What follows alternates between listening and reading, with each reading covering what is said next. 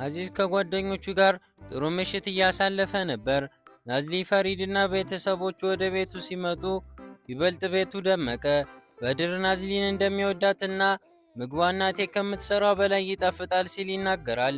ከአዚዝ ጓደኞቿ አንዷ የሆነችው አሊያ ስለ ናዝሊ ማወቅ ፈልጋለች እና ብዙ ጥያቄዎችን ናዝሊን ትጠይቅ ነበር። ናዝሊም ከአዚዝ ጋር የት እንደተዋወቁ ማብራራት ያዘች። አሊያ የአዚዝ የቅርብ ጓደኛ ብትሆንም አዚዝን ስለምታፈቅረውና ስለምትፈልገው ሌላ ሴት በመተዋወቁ ደስ አልተሰኘችም።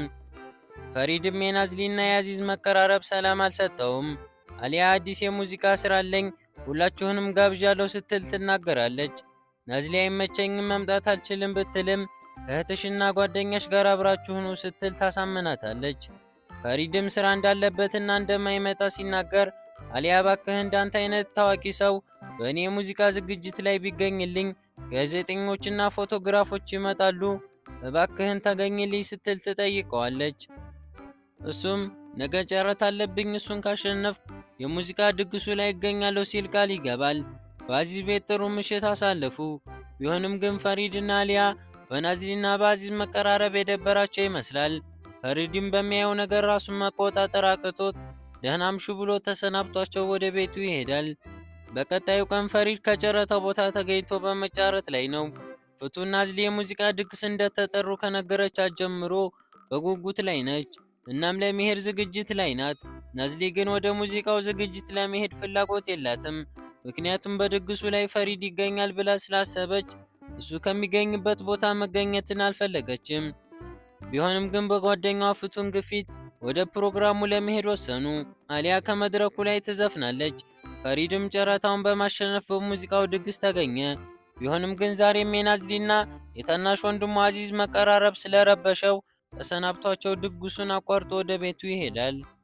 ወደ ቤቱ ለመሄድ በመንገድ ላይ እንዳለ አንድ አስደንጋጭ ስልክ ለፈሪድ ይደወልለታል። ፈሪድም ድግሱ ላይ ለሚገኘው ወንድሙ አዚዝ እና ለጓደኛው ሰይድ በፍጥነት እንዲመጡ ይናገራል።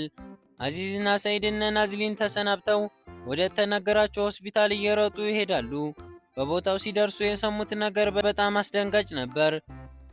የበድር እናትና አባት የሆኑት ዑመርና ዘይነብ በመኪና አደጋ ሕይወታቸው ማለፉንና በድር በቀዶ ጥገና ክፍል ውስጥ እንደሚገኝ ነበር። እነ ናዝሊ የሞቱን ዜና የሰሙት ኢንተርኔት ላይ በወጣ ዜና ነበር። የበድር እናትና አባት ለትንሽ ቀናት የምታውቃቸው ቢሆንም በጣም አዝና ነበር። ይህ ቤተሰብ በትልቅ ሐዘን ተውጧል። ፈሪድና አዚዝ በጣም የሚወዷቸውን እህትና ወንድማቸውን አጥተዋል። ናዝሊም በቀብራቸው ቀን ከፈሪድ ጋር ቅያሜ ቢኖርባትም አዚዝና ፈሪድን ለማጽናናት ከለቅሶ ጋር ተገኝታለች። ናዝሊ በለቅሶው ላይ አንዲት ለቤተሰቡ ቅርብ የሆነች ሴት ከአዚዝ ጋር ተቃቅፈው እያለቀሰች ትመለከታለች። በዛን ወቅት ለሹፌሩ ይቺ ሴት ማነች በማለት ናዝሊ ትጠይቀዋለች። የአዚዝ እህት ዲማ ትባላለች። የበድር አክስት ብትሆንም ከተወለደ ጀምሮ በድርን አይተው አታውቅም። ያም የሆነው ከቤተሰቡ ጋር ባላት አለመግባባትና ቤተሰቧ የሚጠላውን ራካን የሚባለውን ሰው በማግባቷ ነበር። ለዓመታት ከዚህ ቤተሰብ ርቃ ብትቆይም ለወንድሟ ቀብር ተገኝታለች።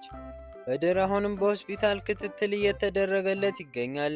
ቢሆንም ግን ለነርሶች ሆነ ለዶክተሮች የሚያስቸግር ቁጡ ልጅ ሆኗል። የወላጆቹን ሞት ቢሰማም አለማልቀሱን ፈሪድን አሳስቧቸዋል። የሚሰጠውን መድኃኒትም ሆነ ምግብ በቁጣ ይደፋል። ዶክተሩም ወላጆቹን በማጣቱ ያመጣበት የስነ ልቦና ችግር ነው፣ በቅርቡ እንደተሻለው ወደ ቤቱ ትወስዱታላችሁ በሚል ጊዜ ፈሪድም ለጊዜው እኔ ቤት ይቆይ፣ እኔ እንከባከባለሁ ይላል። አዚዝም ትክክል፣ ከአንተ ጋር ይሁን፣ እኔ ጋር ቢሆን አይመቸውም በማለት በፈሪድ ሐሳብ ይስማማል። ናዝሊ የበድር ሁኔታ አሳስቧታል። እናም ሆስፒታል ሂዳ ልታየው ፈልጋለች። ሆስፒታል እንደሄደች በድር ከተኛበት ክፍል ሲጮህ ትሰማለች። ብቻዬን ተውኝ፣ ማንንም ሰው አልፈልግ፣ ውጡ፣ መድኃኒት አልፈልግም፣ ተውኝ እያለ ይጮሃል። ነርሷ የሚጠጣ ሽሮፕን እየሰጠችው ነበር። ከእጇ ላይ አመናጭቆ መድኃኒቱን ሲደፋው ናዝሊ እየተመለከተች ነበር። በድር ናዝሊን ባየ ጊዜ በተረጋጋ ድምፅ ናዝሊ ሲል ተጣራ። ናዝሊም እንዴት ነህ በድር? አንተን ለማየት ነው የመጣሁት አለችው በእጇ የያዘችውን እያሳየች። እሱም ምን ይዘሽ ነው ሲል ጠየቃት። ያመጣችለት የቸኮሌት ኩኪስ ነበር። ለቀናት አልበላም እያለ ሲያስቸግር የነበረው በድር የናዝሊን ኩኪስ በላ። ናዝሊ ከመጣች በኋላ የበድርን መረጋጋት ያዩት ፈሪድና ጓደኛው በጣም ተገረሙ። በድር ለናዝሊ እናትና አባቴ ሞቱ፣ ከዚህ በኋላ ላያቸውም ሲል ስቅስቅ ብሎ ማልቀስ ያዘ። በድርን ጠይቃ ከክፍል እንደወጣች የበድር ጓደኛ ሰኢድ ናዝሊን ተከተላትና በድርን ስላረጋጋችውና ምግብ እንዲበላ ስላደረገችው አመሰገናት። በድር በጣም ይወድሻል፣ አንቺ ስትመጪ ሳቀ፣ አንቺ ስትመጪ አለቀሰ ሲል መገረሙን ነገራት። ናዝሊም እሷን በድርን እንደምትወደውና የሚፈልጉት ነገር ካለ ከጎናችሁ ነኝ ብላ ተሰናብታቸው ሄደች። ከ2 ሳምንት በኋላ በድር ከሆስፒታል ወጥቶ ወደ ፈሪድ ቤት ሄደ። ፈሪድ የቤት ውስጥ ነርስ ቀጥሮለታል። ጸሐፊዋ ምግብ ሰሪና ጽዳት ለማምጣት ብትሞክርም በበድር ኃይለኝነት ምክንያት እየተማረሩ ሊቆዩ አልቻሉም። ፍቱን ናዝሊን አዚዝ የጋብቻ ጥያቄ ቢጠይቅሽ ፈሪድ ምን የሚያደርግ ይመስልሻል ስትል ፈገግ እያለች ትጠይቃታለች። ናዝሊም አንቺ ከነሱ ውጭ የምታወሪው ነገር የለሽም እያለቻት የቤቱ በር ይንኳኳል። ናዝሊ በሩን ከፈተች። የመጣው ፈሪድ ነበር። ፊቱ ላይ ሐዘን ይታያል። ናዝሊ ምን አመጣ ስትል ትጠይቀዋለች። የመጣሁት የማስቸግርሽ ነገር አለ፣ እባክሽ ወደ ስራሽ ተመለሽ ሲል ይጠይቃታል። ናዝሊም የምመለስ ይመስልሃል? እሺ የምል ይመስልሃል? እያለች በቁጣ እየመለሰችለት እንዳለ ናዝሊ የሚል የበድርን ድምፅ ትሰማለች። በድር በእግሩ መቆም ተስኖታል። ናዝሊ ይህን ባየች ጊዜ በጣም አዘነች። ፈሪድና ናዝሊ ለብቻቸው እንዲያወሩ ስትል ፍቱን በድርን ቤታችንን ላሳይህ በማለት ተሽከርካሪ ወንበር ላይ በማስቀመጥ ቤቱን ታዞረው ጀመር። ፈሪድ ለናዝሊ ያለውን ነገር ይነግራታል።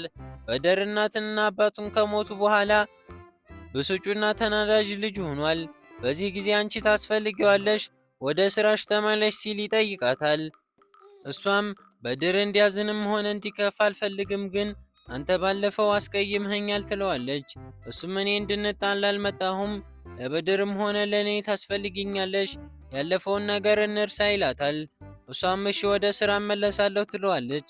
በመቀጠልም ናዝሊ ያልጠበቀችውን ጥያቄ ይጠይቃታል። ለተወሰነ ጊዜ እኔ ቤት መኖር ትችያለሽ ሲል ጠየቃት። ናዝሊም ተገርማ አንተ ቤት ትለዋለች። በድር ሌሊት ሲቃዥ ነው የሚያድረው። አንዳንዴም እኔ ስራ አምሽቼ ስለምገባ ሌሊቱን ታስፈልጊዋለሽ፣ የግልሽ ክፍል አዘጋጅልሻለሁ፣ እባክሽ ጥሩ ሞግዚት እስከማገኝ ብቻ ነው ይላታል። እሷም ለበድር ስትል ትስማማለች። በድርም ናዝሊ ከነሱ ጋር መኖር ልትጀምር በመሆኑ በጣም ይደሰታል።